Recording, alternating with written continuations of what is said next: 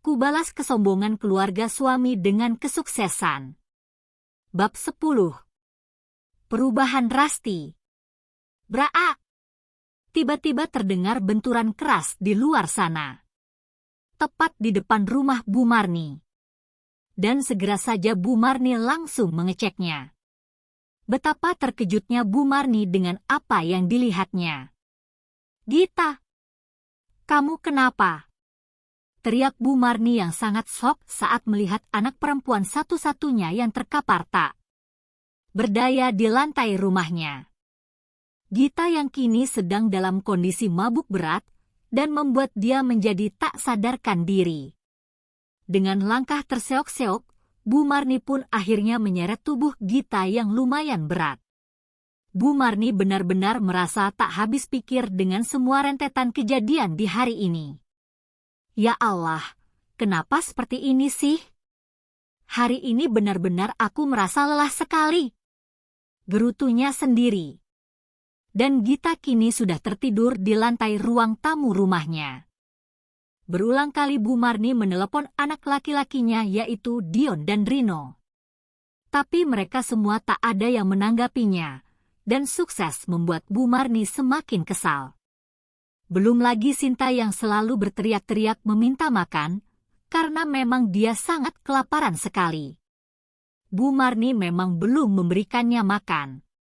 Jangankan memberi makan Sinta, dirinya sendiri pun belum terisi nasi sejak tadi pagi. Karena sibuk mengurusi anak dan menantunya.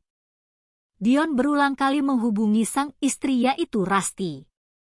Emosinya sudah memuncak, karena Rasti kini seolah tak peduli padanya. Membuat Dion merasa semakin terabaikan. Apalagi belakangan ini keluarga Dion selalu saja ditimpa dengan musibah. Ceklek! Dion yang sedari tadi menunggu kedatangan istrinya, dan akhirnya Rasti pun datang. "Assalamualaikum," ucap Rasti saat masuk ke rumahnya. "Dari mana aja sih kamu? Kenapa baru pulang sekarang? Semakin kesini, kamu semakin berbuat seenaknya." Hardik Dion emosi. Dion sama sekali tak membalas salam Rasti, malah dia langsung marah-marah dengan Rasti. "Aku kan dari kampung. Kenapa sih memangnya? Bukannya enak kalau nggak ada aku? Kan, aku jadinya nggak ngerepotin kamu, nggak minta jatah lagi sama kamu kan?" Jawab Rasti sesantai mungkin. "Bu, aku ngantuk. Aku mau tidur dulu ya." Della langsung menuju ke kamarnya. Hatinya penuh dengan rasa kecewa. Karena saat dia baru sampai, bukannya disambut hangat oleh ayahnya, tapi dia malah harus menyaksikan ibunya yang dimarahi oleh ayahnya. "Ya, tapi kamu kelamaan. Harusnya kamu punya empati sedikit dong. Kak Sinta itu habis kena musibah. Kenapa kamu nggak langsung pulang? Dan kamu malah enak-enakan di kampung. Kamu bersenang-senang, jalan-jalan, tanpa memperdulikan keadaan orang di sini." Cerca Dion seenaknya, tak memperdulikan perasaan Rasti sama sekali. "Loh, ngapain juga aku harus mikirin perasaan kamu dan keluargamu? Memangnya kalian pernah mikirin perasaan aku? Nggak kan? Dan soal Kak Sinta, itu urusan dia sendirilah. Kan dia sendiri yang mau ikut jalan-jalan dan kamu pun yang mendukungnya kan?" Sahut Rasti yang masih dengan nada sesantai mungkin. Padahal di hatinya juga sudah merasa gondok sekali. Dion terhenyak dengan kata-kata yang dilontarkan oleh Rasti. Kenapa istrinya bisa seberubah itu? Rasti lebih tenang dan santai dalam menghadapi kemarahannya. "Oh iya, aku juga mau berterima kasih sama kamu, Mas. Karena kamu kemarin udah ngelarang aku sama Della untuk tak ikut rekreasi itu. Andai aja aku ikut, pasti juga aku akan mengalami hal yang sama seperti Kak Sinta sekarang. Aku bersyukur karena Allah masih menolong aku dan juga Della melalui kamu." Tutur Rasti panjang lebar dan menyindir Dion sehalus mungkin. Besok kita akan ke rumah ibu. Kamu tinggal di situ untuk sementara waktu. Karena Kak Sinta nggak ada yang ngurusin. Kami semua repot. Alih-alih membalas ucapan Rasti, Dion malah seolah mengalihkan pembicaraannya. Dion merasa sangat aneh pada Rasti yang kini malah menjadi lebih sabar. Loh? Aku kan istrimu, Mas. Aku bukan babysitter loh. Apalagi yang akan diurusi itu adalah orang yang suka ngegoda kamu. Dia kan punya suami, dan kebetulan suaminya juga pengangguran kan? Ya sudah, kenapa mesti aku? Udah aku baru pulang. Capek, mau istirahat. Rasti pun melangkah pasti, melewati Dion yang masih tercengang dengan ucapan Rasti. Pagi-pagi sekali Dion membangunkan Rasti yang masih terlelap dalam tidurnya. Rasti! Bangun! Kenapa kamu nggak buat sarapan untuk aku? Aku udah mau berangkat kerja, dan sarapan belum ada sampai sekarang. Buruan buatin aku sarapan! Perintah Dion seenaknya.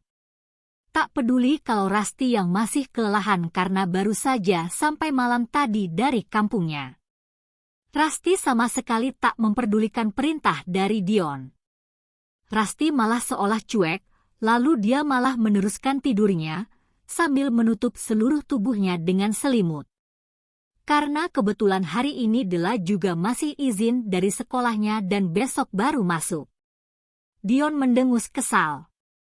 Dia merasa bahwa Rasti kini telah berubah menjadi 180 derajat. Seperti bukan Rasti yang sebelumnya. Setelah Dion berangkat pergi bekerja, Rasti pun langsung bangun dari tempat tidurnya. Karena hari ini dia akan bertemu dengan seseorang yang akan membantunya untuk menyewa sebuah toko yang akan dijadikan salon nanti. Semua usaha yang akan dibeli oleh Rasti sengaja atas nama orang tuanya. Karena dia tak mau suatu saat nanti Dion tahu dan menjadi harta gono gini. Saat Rasti sedang membersihkan rumah yang sudah benar-benar tak terawat lagi. Tiba-tiba dari arah depan terdengar suara ketukan pintu. Bukan diketuk, melainkan digedor. Iya sebentar.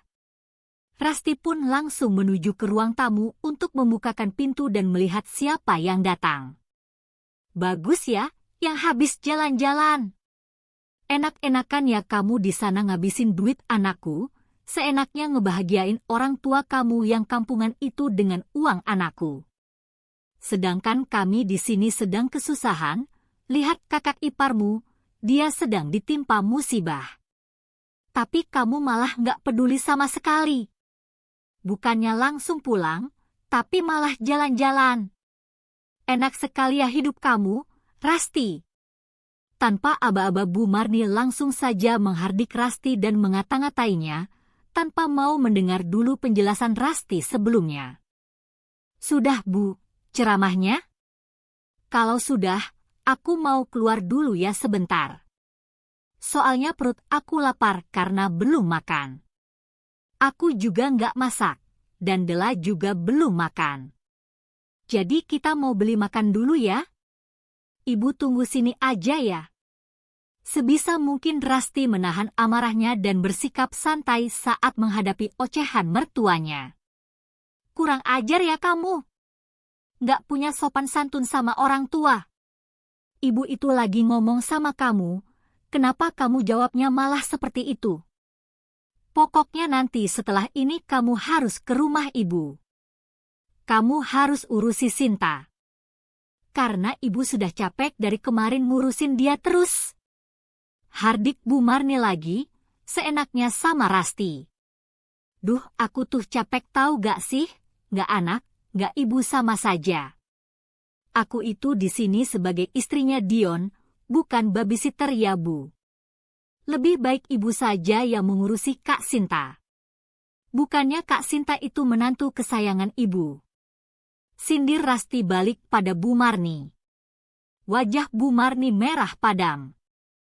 Tangannya sudah terkepal dengan kencang dan bersiap ingin menampar Rasti. Rasti yang sudah tahu akan gerak-gerik Bu Marni. Dia pun langsung bersiap-siap dan menghindar. Udah buang-buang waktu. Tolong jagain Dela ya, Bu. Tanyain juga keadaan Dela, jangan Kak Sinta aja yang diurusin. Emangnya Ibu nggak kangen sama cucu Ibu? Anaknya Mas Dion loh. Imbuh Rasti lagi, dan masih bersikap santai. Saat Rasti melangkahkan kaki, Bu Marni langsung melayangkan tangannya untuk menampar Rasti. Tapi sayang, tamparannya malah meleset. Bukannya mengenai wajah Rasti, tapi malah mengenai daun pintu. Alhasil Bu Marni pun langsung berteriak kesakitan. Assalamualaikum, Ibu masih di sini toh? Aku pikir udah pulang. Maaf ya, udah nungguin Dela karena aku harus beli makan. Ibu udah makan belum? Kalau belum, ayo kita makan bareng yuk. Tutur Rasti semanis mungkin, pada mertuanya yang kini wajahnya malah seperti orang bingung. Bukannya menjawab salam, mata Bu Marni malah terfokus pada kantong-kantong plastik yang berada di dalam genggaman tangan Rasti. Karena memang Rasti membeli makanan yang sangat banyak sekali. Dia sengaja agar ibu mertuanya semakin bertambah panas hatinya, karena Bu Marni pasti akan menyangka bahwa semua ini adalah uang anaknya yaitu Dion. Kenapa kamu belanja banyak sekali Rasti? Boros sekali kamu? Bisanya cuman menghabiskan uang anak aku. Lagi dan lagi Bu Marni mencerca Rasti seenaknya. Rasti malah tertawa. Lalu berjalan ke arah meja makan dan mengeluarkan semua isi belanjaan yang ada di dalam kantong. Mata Bu Marni langsung terbelalak saat melihat semua makanan enak yang sedang disajikan oleh Rasti di atas meja makan. Di sana sudah tersedia ikan bakar, cumi pedas manis, udang saus tiram dan juga ayam bakar 1 ekor, makanan kesukaan Dela. Selama ini Rasti memang sering menahan keinginan untuk makan enak, karena Dion tak pernah menuruti permintaan Rasti dan juga Dela. Bahkan Dion kadang terkesan cuek dengan Dela, padahal Dela adalah anak kandungnya sendiri. Tapi sikap Dion memperlakukan Dela malah seperti anak tirinya. Oleh karena itu Rasti ingin membalas semua perbuatan keluarga Bu Marni selama ini. Sebelum dia benar-benar pergi dari kehidupannya Dion dan keluarganya yang toksik itu. Kenapa melamun sih, Bu? Sini makan bareng aku dan Dela. Pasti ibu juga ngiler kan ngelihat semua ini? Udah jangan malu-malu, sini ambil nasi, terus kita makan bareng deh. Ibu itu jangan marah-marah mulu. Nanti kalau darah tinggi ibu kumat gimana? Terus tiba-tiba ibu stroke gimana? Siapa yang akan ngurusin ibu? Aku gitu? Males tutur Rasti dengan santainya. Tak memperdulikan Bu Marni yang sudah menahan emosi sedari tadi. Wajahnya kini juga sudah merah padam. Menahan emosi atas semua ucapan Rasti.